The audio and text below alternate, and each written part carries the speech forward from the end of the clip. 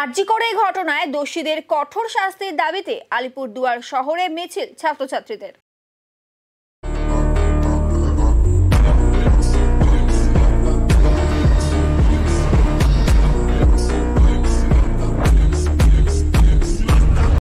আলিপুরদুয়ার বিশ্ববিদ্যালয় থেকে প্রতিবাদ মিছিল শুরু হয়। প্রতিবাদ মিছিলটি আলিপুরদুয়ার শহরের বিভিন্ন এলাকা পরিক্রমা করে।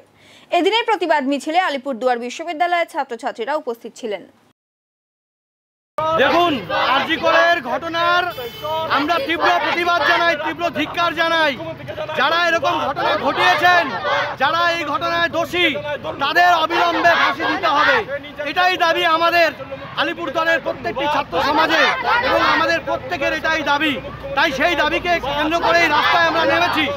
আমরা চাই যে অবিলম্বে সিবিআই তদন্তের মধ্য দিয়ে, নিরপেক্ষ সিবিআই তদন্তের মধ্য দিয়ে দোষীদের ফাঁসির ব্যবস্থা করা হোক। 7 দিন হয়েছে সিবিআই দায়িত্বভার গ্রহণ করেছে এই কেসের, কিন্তু এখনো পর্যন্ত একজনকেও সিবিআই গ্রেপ্তার করতে পারল না। আমরা সিবিআইয়ের কাছে দাবি জানাই যে দ্রুত যারা দোষী তাদেরকে চিহ্নিত করে তাদের ফাঁসির ব্যবস্থা সিবিআইকে করতে হবে।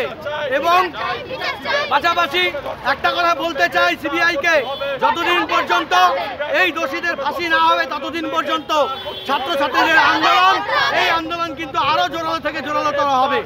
আমরা ধন্যবাদ জানাই বাংলার মাননীয় মুখ্যমন্ত্রীকে যে তিনি দোষীদের ফাঁসির দাবিতে তিনি রাস্তায় নেমেছেন, রাস্তায় নেমে পথে নেমে প্রতিবাদ করেছেন।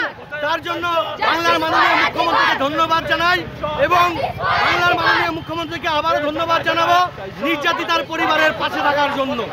আমরা আপনাদের মাধ্যমে একটাই কথা বলতে চাই, আমরা চাই দোষীদের দৃষ্টান্তমূলক শাস্তি এবং ফাঁসি, এবং এই ঘটনার সঙ্গে যারা যারা যুক্ত জাতি ধর্ম বর্ণ নির্বিশেষে তাদের প্রত্যেকেরই ফাঁসির দাবি আমরা সাধারণ ছাত্রছাত্রীদের পক্ষ থেকে জানাচ্ছি। সমস্ত সাধারণ ছাত্রছাত্রীদের পক্ষ থেকে আজকে জেলার প্রত্যেকটা ব্লকে, প্রত্যেকটা কলেজ গেট থেকে আজকে এই প্রতিবাদ র্যালি আমরা বের করছি।